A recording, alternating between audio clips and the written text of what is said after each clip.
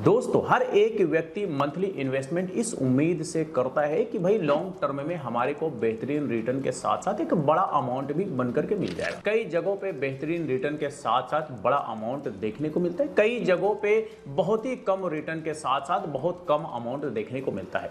और बेहतरीन रिटर्न के साथ साथ बड़ा अमाउंट बना करके देने का काम करने की जब भी बात होती है तो फिर वहां पर म्यूचुअल फंड की बात होने लग जाती है, क्योंकि mutual fund one in only ऐसा ऑप्शन है जहां पर छोटा छोटा इन्वेस्टमेंट भी लॉन्ग टर्म में एक बड़ा अमाउंट का रूप ले लेता है। तो आज हम इस वीडियो में इसी के बारे में डिटेल में कैलकुलेशन देखेंगे और समझेंगे कि एक छोटा सा एसआईपी अमाउंट जो है लॉन्ग टर्म में कितना बेहतरीन रिटर्न के साथ साथ कितना बड़ा कॉर्पस बना करके दे सकता है। तो हम इसके लिए एक छोटा सा कैलकुलेशन देखेंगे और कैलकुलेशन के लिए हम लेंगे मात्र 2100 रुपए मंथली का एसआईपी अमाउंट और देखेंगे कि 20 सालों में कितना बड़ा कॉर्पस तैयार करके म्यूचुअल फंड हमें दे सकता है। और साथ ही साथ हम इन्फ्लेशन एडजस्टमेंट करने के बाद वैल्यू भी देखेंगे और इन्फ्लेशन भी देखेंगे कि हर 5 साल में कितना गुना महंगाई बढ़ता है। तो चलिए सारा कुछ हम अपने लैपटॉप स्क्रीन पर चलते हैं और डिटेल में समझते हैं। तो दोस्तों, कैलकुलेशन के लिए हमारा एक्सेल शीट रेडी है। आप यहां पर देख सकते हैं कि हमने मंथली का एसआईपी अमाउंट 2100 रुपए का लिया हुआ है। रिटर्न हम मिनिमम 12% लेकर के चलेंगे। मिलने के लिए ज्यादा भी मिल सकता है, कम भी मिल सकता है। आज के मार्केट के मद्देनजर हो सकता है कि 12% बहुत ज्यादा हो, लेकिन चूंकि लॉन्ग टर्म में 12% बड़ा आसानी से मिलता रहा है, इसलिए हम इस कैलकुलेशन में 12% लेकर के चल रहे हैं। ड्यूरेशन 20 ईयर्स का होने वाला है, यानी कि 20 सालों तक का कैलकुलेशन हम यहां पर देखेंगे और समझेंगे कि कितना बड़ा कॉर्पस तैयार हो सकता है 20 सालों में। इन्फ्लेशन हम 5% का रेट लेकर के चलेंगे ईयरली और देखेंगे कि जो हमारा फ्यूचर वैल्यू बनेगा वो इन्फ्लेशन एडजस्टमेंट करने के बाद कितना रहने वाला है और कितना गुना महंगाई बढ़ने वाला है। तो चलिए सबसे पहले साल का कैलकुलेशन देखते हैं। 2100 रुपए मंथली का एसआईपी की शुरुआत की गई। एक साल में 25,200 रुपए का इन्वेस्टमेंट किया जा चुका। टोटल रिटर्न बना इस पर 1700 रुपए पहले साल, यानी कि टोटल फंड जो है एक साल में 26,900 रुपए बन चुका। मल्टीपल्स की बात करें तो एक साल में 1.1 गुना हमारा ये टोटल फंड बनता दिख रहा है इन्वेस्टमेंट के मुकाबले। इस टोटल फंड का अगर वैल्यू देखेंगे एक साल बाद तो 25,619 रुपए रह जाता है। मतलब कि महंगाई बढ़ता है एक साल में 1.05 गुना। अब आइए 5वें साल का कैलकुलेशन देखते हैं। 5वें साल भी सेम 2100 रुपए का नॉर्मल एसआईपी कंटिन्यू है। टोटल इन्वेस्टमेंट 5 सालों में 1,26,000 रुपए का हो चुका है। रिटर्न बनता है 5 सालों में 47,221 रुपए। टोटल फंड हमारा 5 साल में यहां पे बनता दिख रहा है 1,73,221 रुपए। मल्टीपल्स की बात करें तो 1.4 गुना हमारा ये टोटल फंड इन्वेस्टमेंट के मुकाबले बनता दिख रहा है 5 सालों में।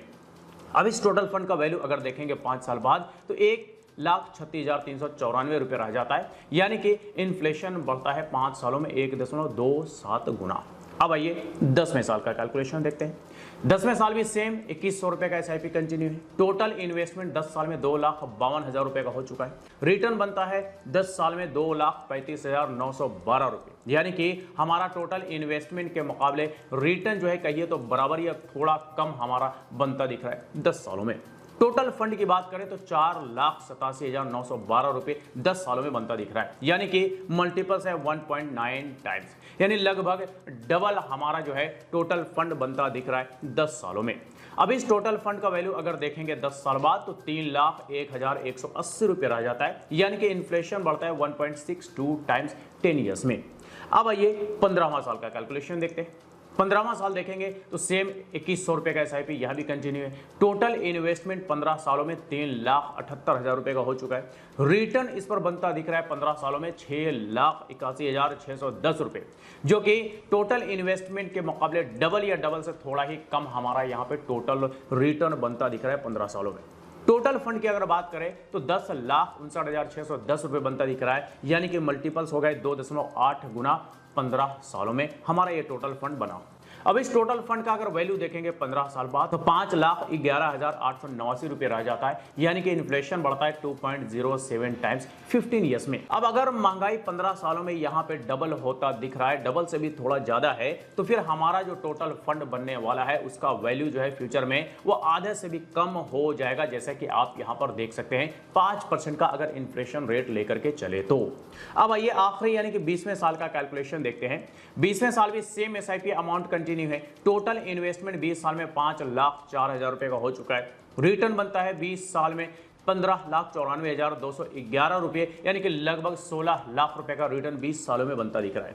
टोटल फंड की बात करें तो 20 सालों में 20,98,211 रुपए बनता दिख रहा है। राउंड फिगर में कहें तो लगभग 21 लाख रुपए हमारा टोटल फंड 20 सालों में यहां पे तैयार होता दिख रहा है, जो कि मल्टीपल्स है टोटल इन्वेस्टमेंट के मुकाबले 4.2, यानी कि 4 गुना से भी ज्यादा हमारा ये टोटल फंड इन्वेस्टमेंट के मुकाबले 20 सालों में बनता दिख रहा है।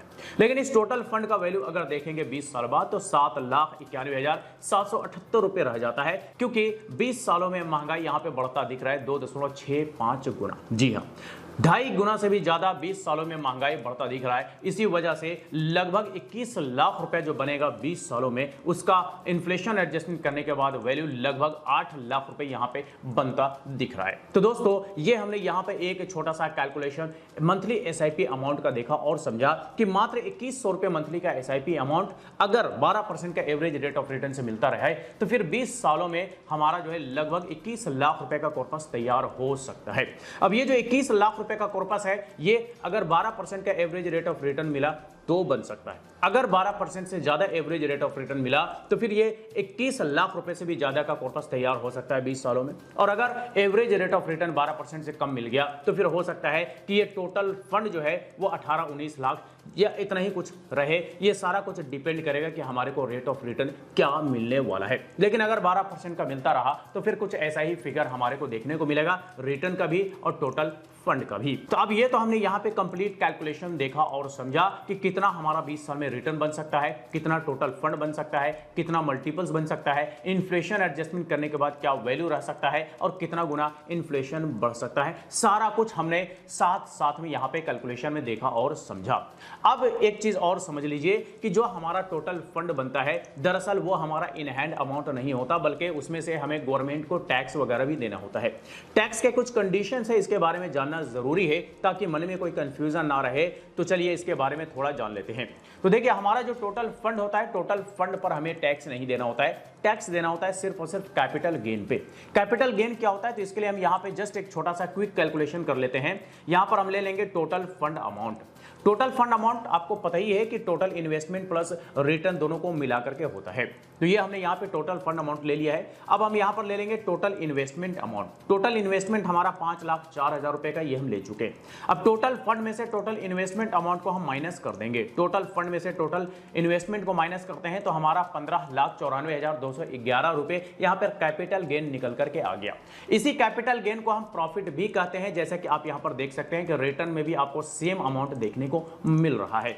तो चाहे रिटर्न कहिए, कैपिटल गेन कहिए या टोटल प्रॉफिट कहिए, बात एक ही है। और हमारे इन्वेस्टमेंट पर जो भी कैपिटल गेन होता है, उस कैपिटल गेन पर अगर एलटीसीजी लागू होता है तो एलटीसीजी रेट पर हमें टैक्स देना होता है। अगर एसटीसीजी लागू होता है तो एसटीसीजी रेट पर हमें टैक्स देना होता है। अब ये एलटीसीजी और एसटीसीजी क्या है, चलिए इसके बारे में थोड़ा सा जान लेते हैं। तो देखिए, अगर कोई हम इन्वेस्टमेंट शॉर्ट टर्म के लिए करते हैं, लेट्स से हमने 1 साल के अंदर अंदर इन्वेस्टमेंट करके रिडीम कर लिया, बेच दिया, और जो भी कुछ हमारे इन्वेस्टमेंट पर प्रॉफिट बना तो उस प्रॉफिट पर हमें 20% का एसटीसीजी टैक्स यानी कि short term capital gain tax देना होता है गवर्नमेंट को। और अगर हम कोई लॉन्ग टर्म के लिए इन्वेस्टमेंट करते हैं, लेट्स से 1 साल से ज्यादा समय, चाहे 2 साल, 5 साल, 10 साल, 20 साल, 25 साल, जितना लंबे समय तक के लिए इन्वेस्टमेंट करें और हमारे इन्वेस्टमेंट पर जो भी कुछ कैपिटल गेन होगा, प्रॉफिट बनेगा, तो उस प्रॉफिट पर हमें long term capital gain tax यानी कि एलटीसीजी टैक्स 12.5% के रेट पर देना होता है। और ये जो हमने यहां पर 20 सालों तक का कैलकुलेशन देखा, दरअसल ये लॉन्ग टर्म का इन्वेस्टमेंट माना जाएगा, तो इसके कैपिटल गेन पर 12.5% का एलटीसीजी टैक्स यानी कि long term capital gain tax देना होगा। इस पर हमें एक बेनिफिट भी देती है एलटीसीजी पर गवर्नमेंट, वो होता है टैक्स में एग्जेम्पशन, जो कि फिलहाल 1,25,000 रुपए का है। इससे पहले ये 1 लाख रुपए का था, बीच में गवर्नमेंट ने बढ़ा करके 1,25,000 रुपए कर दिया है। तो करंटली अभी यही चल रहा है, यानी कि 1,25,000 से जो भी ऊपर का प्रॉफिट बनेगा उसी पर ही हमें एलटीसीजी टैक्स 12.5% के रेट पर देना पड़ेगा। इसके अलावा जो और खर्चे होते हैं वो होता है एक्सपेंस रेशियो के रूप में। ये होता बड़ा मामूली सा है, हर एक फंड का अलग अलग होता है, तो इसका डिटेल्स आप अपने फंड का डिस्क्रिप्शन डिस्क्रिप्शन में चेक कर सकते हैं कि आपके फंड का कितना एक्सपेंस रेशियो है। इसके अलावा होता है एग्जिट लोड। एग्जिट लोड कई सारे फंड्स में होता है, कई सारे फंड्स में नहीं होता है, ज्यादातर शॉर्ट पीरियड के लिए होता है। तो इसका डिटेल्स भी आपको आपके फंड के डिस्क्रिप्शन में देखने को मिल जाएगा। यानी कि ये सारा डिटेल्स आप अपने फंड के डिस्क्रिप्शन में जाकर के चेक कर सकते हैं कि क्या क्या खर्चे हैं और कितना कितना खर्चे हैं। तो दोस्तों ये हमने यहां पे एक छोटा सा एसआईपी अमाउंट का कैलकुलेशन देखा और समझा कि म्यूचुअल फंड 20 सालों में हमें कितना